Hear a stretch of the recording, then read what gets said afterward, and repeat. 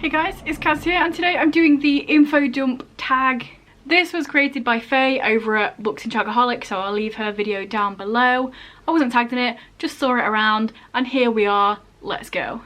So question one is, how many books on average do you read a month? So I'm gonna kind of say 10-ish, but it can be more or less. I guess that's what average means. But for example, in April I think I read 16 books, and then last month I read 5, so it's whatever. Next question is, how many books are on your TBR? And the answer to that is too many, but that's how we roll as readers. So I just had a look on my spreadsheet, and on my physically owned TBR I have 304 that I haven't read yet, and then I have a bunch on my Kindle that I own. I just download free books on my Kindle, and then they just sit there and I don't read them. And then does TBR also include all the books I don't own and I've heard of and want to read? Because if it does, then there's a lot on there as well. So I'll reiterate, too many. Next question is, how are your books organised on your shelf? And to this I say, they're not. They kind of are. I have all the author together, and then it just slots in wherever it fits. I guess I have a specific graphic novel shelf. That's where all the graphic novels sit, so that makes sense. And then I kind of have a system, but not really. Like, I know where stuff is on these two, on my other shelves. One of them is kind of stuff that I just chucked there. I have stuff that I own and want to read but have no interest in reading right now, or random things. One of them has a lot of my middle grade on the black shelf over there, but also a lot of other stuff that's completely not middle grade, so again, it doesn't really count as being specifically organised. And then over here, just books shoved in where they fit. Next question is, what genre do you read the most from? And I've said this a few times in different tags or videos or whatever, but I can't decide between contemporary and fantasy, which is my most read, so I'm just going to say both of them because I read a lot of both. The next question kind of links with that one, and it says, what genre of books do you own the most of? And for that one, I'd perhaps go towards fantasy, just because most fantasy books are in a series, so you own a lot of books that are in the same universe and the same thing going on. Whereas contemporary, in general, it's like one book, potentially a duology, but generally not. So I'm going to say fantasy for that one. Next question is, which is your preferred form of reading? So you've got ebooks, you've got physical books, you've got audio books, you've got hardbacks, paperbacks. What do you like? Me personally, if I could choose just one, then I would definitely go with paperback, real life books. Ebooks, like I say, I own a lot, but it's something that I kind of forget to look at and don't lean towards. Hardbacks are annoying because they take up more space, they're harder to read, they're more bulky, you're holding them, your hands aching. Audiobooks, I just don't listen to audiobooks, it's just not my thing, it's not my jam, and that's fine if it's yours, but it's not mine. So, paperback books of the physical variety, of course, they're paperback. So we're halfway through the questions, and you know what that means. It's time for a little message from our sponsors. Belly rubs for the subs, belly rubs. So the next question is, who is your most owned author? And this one is very easy for me, Darren Shan. I just went and counted and I own 50 Darren Shan books, so that's my most owned author. It's as simple as that. So the next few questions are a little bit more in-depth. I'm going to be chatting shit a bit longer. So first we have, describe your favourite writing style.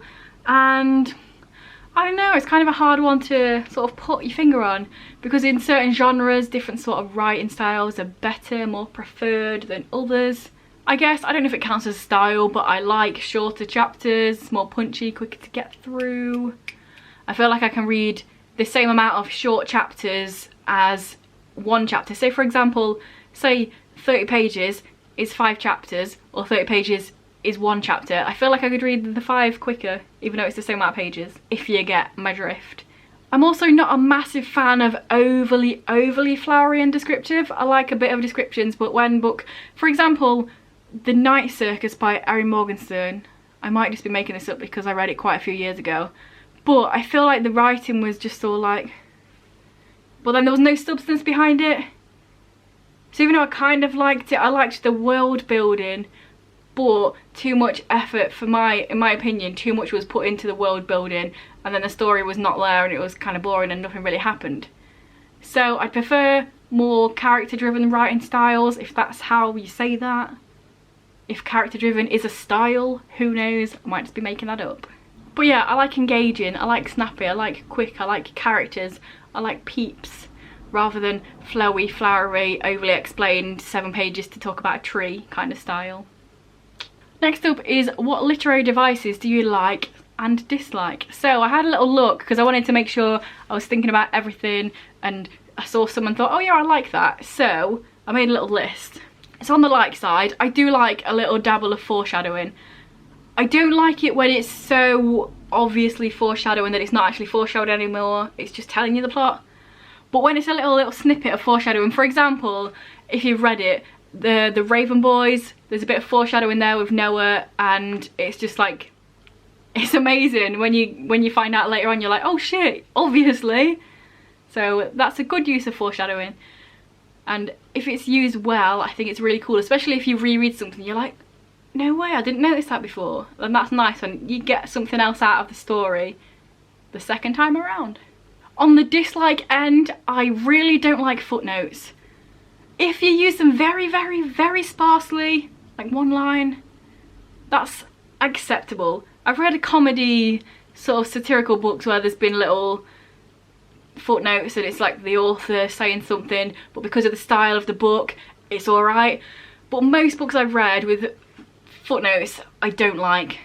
It just takes away from the reading pace. You're trying to read something and then you have to go down here and read something else, and then it takes you out of the story, and it's just not good in my opinion. I just don't like footnotes. On the like side, I feel like this one might be a little bit controversial. Some people will probably like it, some people won't. But you can probably see by the way that I talk that I like long run-on sentences. It's why I love Andrew Smith. Well, not why. One of the reasons I love Andrew Smith's books is his writing style, and he does a lot of really long, like there'll be a paragraph and all of it is one sentence, and I know some people do not like that. They think it's bad writing, but I like it. You're just reading it, and because there's no full stop, you just like reading it faster, and you're in here and you're engaged.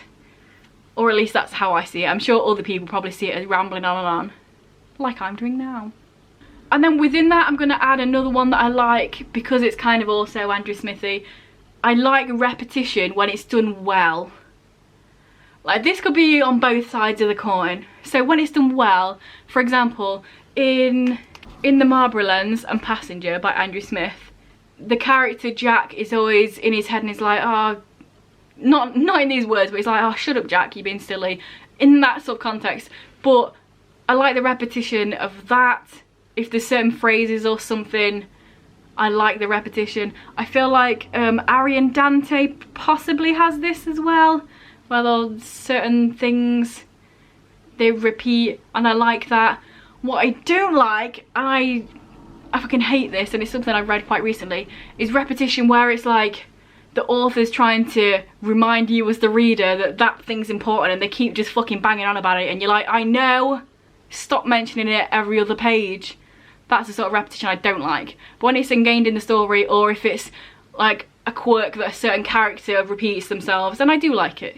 A couple of things I don't like, and I don't even know if this fits into literary devices, but the obvious one of out of breath, I didn't realise I was holding.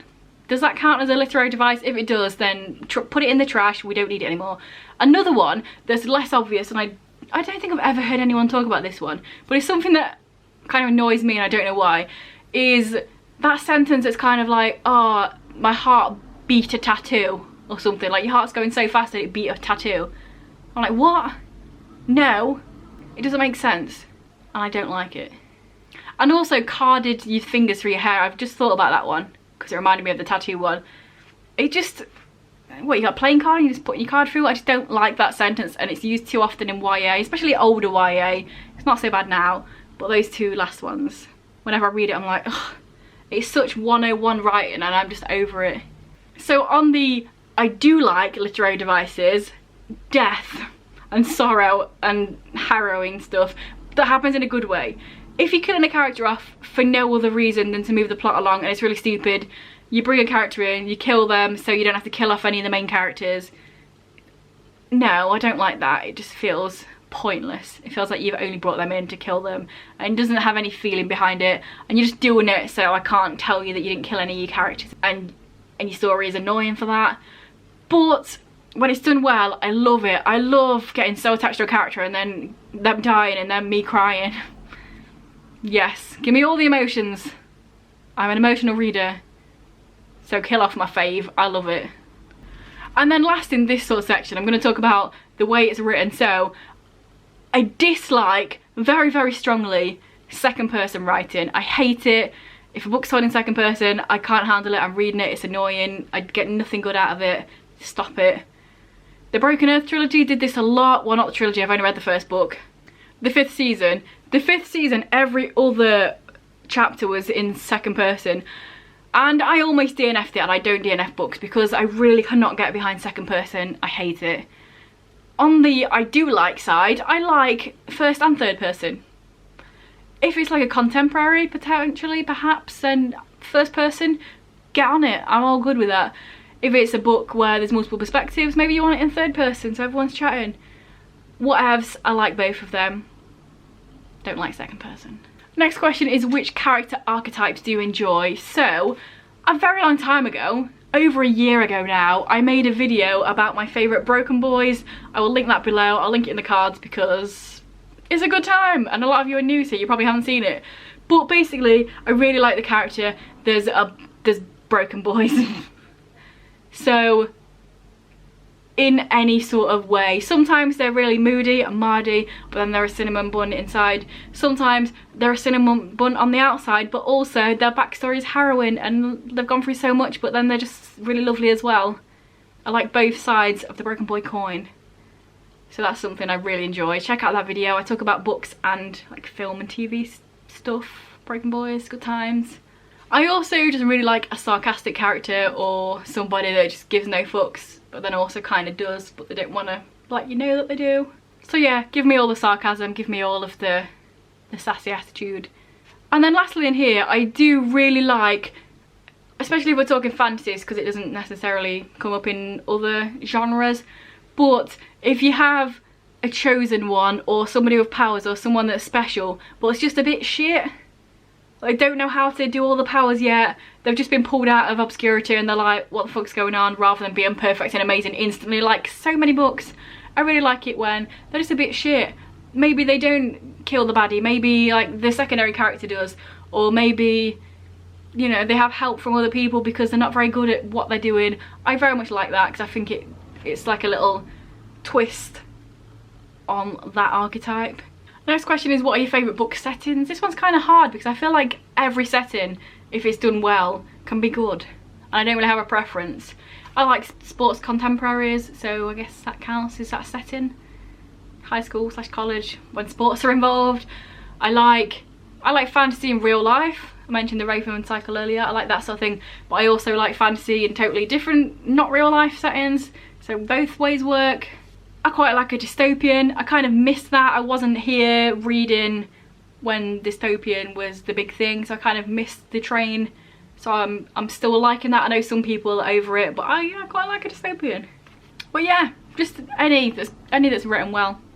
And then the last question is, what are some of your favourite romance and plot tropes? So we'll go romance first because this took me a little bit of thinking. First of all, slow burn. I'm not here for you seeing someone, you're in love, done, happily ever after. I like a slow burn. I like a trilogy and the last book is when they get together and the other ones they're just getting to know each other and they don't even think about how good looking the person is or how much they love them. They're just getting to know each other. And then the last one they're like, oh hey, I actually really like this person. Give me a slow burn any day of the week. I'm also partial, if done well, the enemies to lovers. But you have to incorporate that slow burn and also incorporate perhaps one of my other tropes on the other side, which I'll talk about in a minute.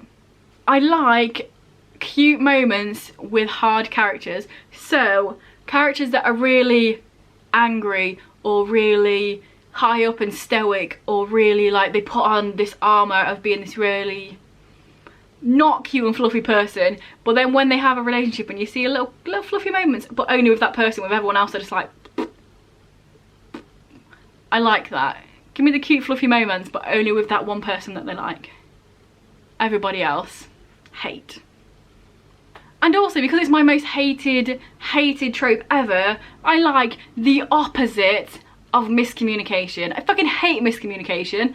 So, if your characters are talking and they tell each other they like each other, and then, you know, with the other thing, it's slow burn. They get to know each other, they talk, they become friends, and then they get to like each other. Yes, communication is key.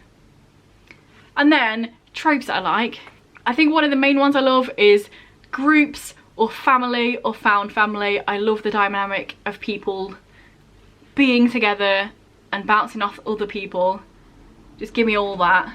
I'm over characters having one friend and then not knowing anybody else in the world. It's just not realistic, is it? And that's coming from somebody who like doesn't even hang out with people. Even I know it's not realistic. Next, I love me a morally grey character. So this is the one I meant linking in with the enemies to lovers kind of thing. A morally grey character I love. Whether it's morally grey on the good side already, but still a kind of, you know, anti-heroes, or whether it's morally grey, somebody coming from the bad side and then becoming good, like Zuko, we all know, everyone loves Avatar, that is what I mean. And that kind of moves on to side switch. I do like a good side switch.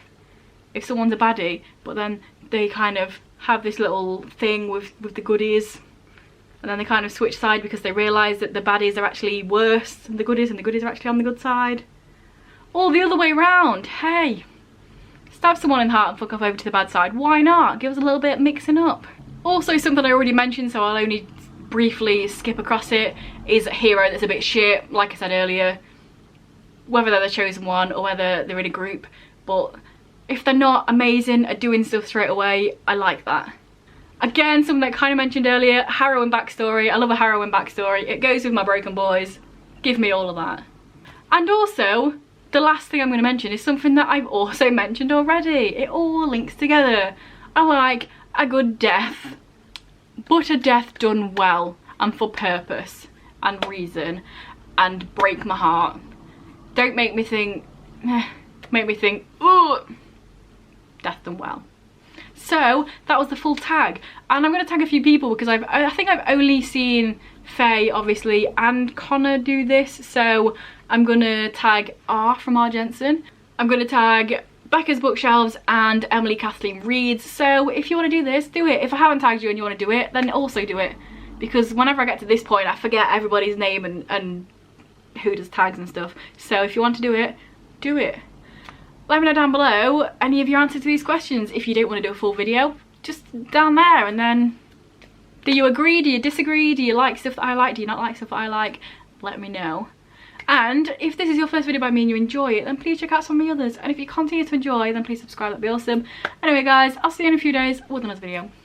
Bye.